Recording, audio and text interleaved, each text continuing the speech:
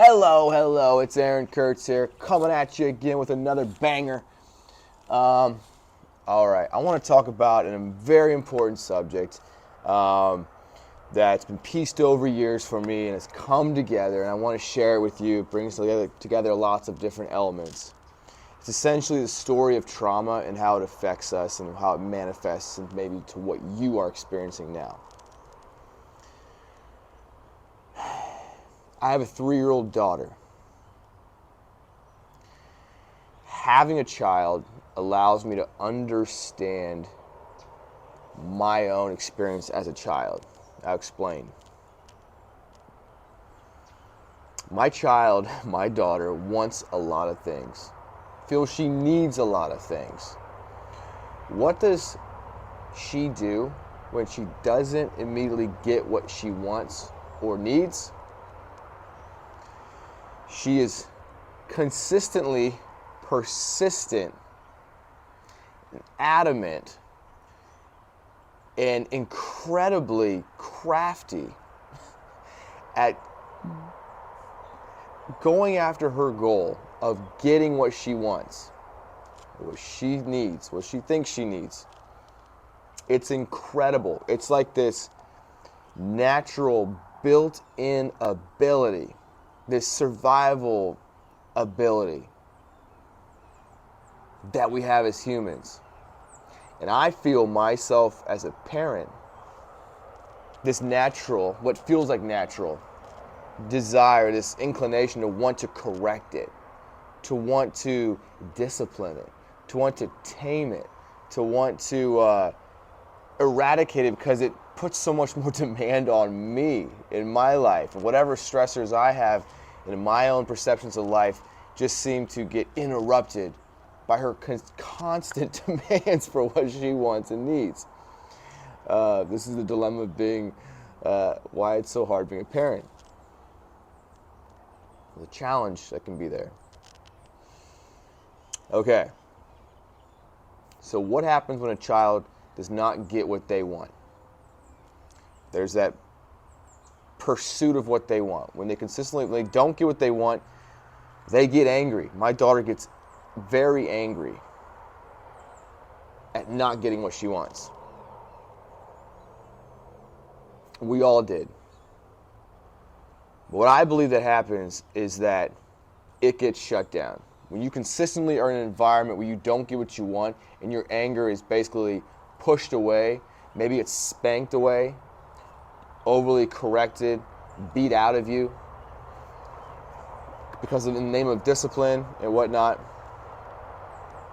you learn that to survive in your environment, your needs have to change. Your needs don't matter.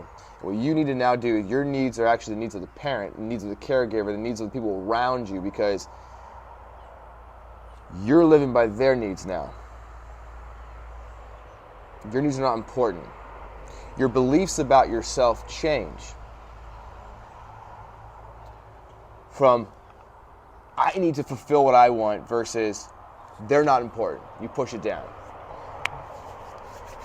Okay.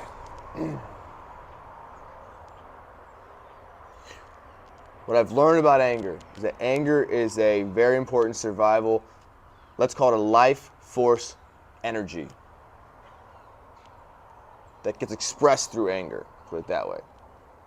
When that gets continually suppressed in childhood, like I said, we develop new beliefs about ourselves, just beliefs about ourselves that suppress who we are and what we want, okay? What happens, though, to this anger when it gets suppressed? It doesn't go away, and there's a lot of people that believe that when this anger gets suppressed, it doesn't just go away, but it gets pushed down into our unconscious. And this energy is a lot. It's a very high energy force that gets pushed down. And when the anger is not expressed or not felt or not able to come up, what happens? What comes up instead? Anxiety.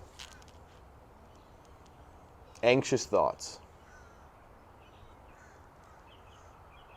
Depression. intrusive, irrational thoughts, images, urges, imaginations, all the manifestations of OCD. This is my experience. It's your mind trying to process this stuff that's now turned inward on it. Okay? So what's the solution here? The solution I'm offering, the solution that I have put into practice for my own life and reaped the benefits from, is going back to being a child. We hear a lot of this work about inner child work, and there's so much that is in that I found unhelpful for me. But what I would say is inner child work is going back to your child wants and desires. Tapping back into it. Fighting through the layers of resistance to that, like I said, in childhood we developed. Fighting through the layers to go back. Go back to your heart. Go back to those desires that maybe now all these limiting beliefs are keeping us back from knowing what it is. And I don't expect you to know right away because we built up all that resistance to it. But if you keep asking yourself the question, what is it I want from life? What is it I want from these experiences that I'm having trouble with? What is it I want with my relationship with my parents? What is it I want with a relationship with a girl or a boy that I want from my life, or this or that? What do you want? And it's understanding that the mind is a goal-seeking machine, as Maxwell Maltz talks about in the book Psycho-Cybernetics. The mind is a goal-seeking machine, and if that is true, we can direct it away from the objective of not getting our needs met, which it's been doing, towards getting our needs met. And it needs to know what you want. If you say, I don't even know what I want, Aaron, well, I'd say that's part of the problem. That's part of the problem. You don't know what you want. Maybe you do know what you want, but you just struggle to even try to put it into practice and take the steps necessary, or every step you take is just frustrating and ends up being more traumatic. It's not with a video for this, but visualization. This is the huge thing about going to the theater of your mind. All my videos previously have been about this. Going to the theater of your mind and imagining who it is that you want to be, what it is you want to do, and the perfect outcome. Go to the end. Putting your mind to work for you. The steps will come to you. Don't worry about the steps to get there. Go to the end. Let it work itself out.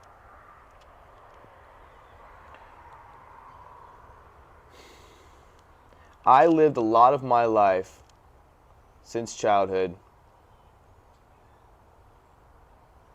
living for what other people wanted around me. Caring more about what others thought about me than what I thought about myself. Caring more about what others wanted in their life than what I wanted in my life. And to me, that's the impact of trauma for a lot of individuals, especially in this anxious, anxiety, OCD space. It's peeling back through that layer that we've built up about the self-image beliefs about ourselves, keeping ourselves small. Excuse me. It's coming back to ourselves. This is coming back to yourself, coming back to your desires. This is killing you. This could be killing you. Look at it from a new frame. Be more like the primal, raw child within you. It's still crying, still screaming for what it wants. And less like the tamed and domesticated adult self that we've become.